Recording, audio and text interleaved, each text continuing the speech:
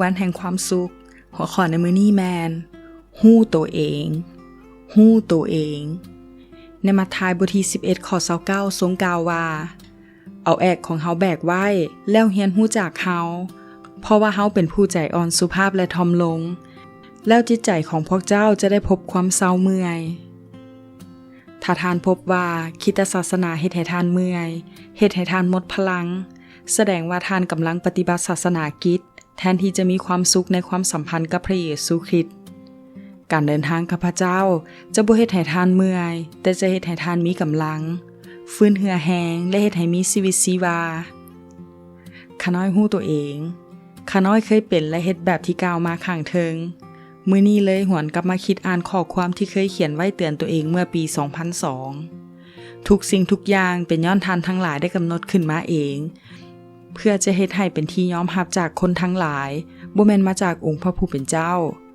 เมื่อพระเจ้าบอกทานว่าจงมาทางนี้เถิดแต่ทานกลับย่างไปอีกทางหนึ่ง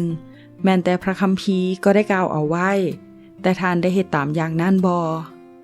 ทานบ่ละอายตัวเองได้บ่เมื่อทานตกอยู่ในเหตุการณ์ขับขันนั้นทานได้กล่าวโทษองค์บริสุทธิ์ของทาน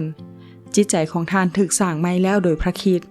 แล้วเป็นอย่างทานจึงหลงอยู่ในทางเก่าของทานที่ตายไปแล้วเป็นอย่างทานบ่สลัดมันทิ่มเสียแล้วสวมสุดเกราะที่พระองค์ได้ประทานให้ทานนับตั้งแต่มื้อที่ทานได้เข้ามาอยู่ในอ้อมแขนของพระองค์เมื่อทำอิฐแล้วทานรู้จักตัวเองดีพอพระเยซูรู้จักพระบิดาพระเยซูกับพระบิดาเป็นอันหนึ่งอันเดียวกันพระบิดาของเฮาได้มอบสิ่งสารพัดให้แก่เฮาและบ่มีผู้ใดฮู้พระบิดาเจ้านอกจากพระบุตรและผู้ที่พระบุตรอยากจะเปิดเผยให้ฮู้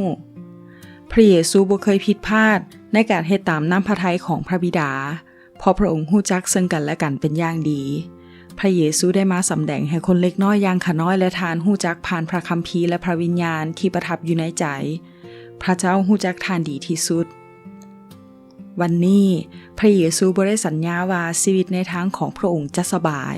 แต่พระองค์พร้อมเสมอที่จะร่วมแบกภาระไปน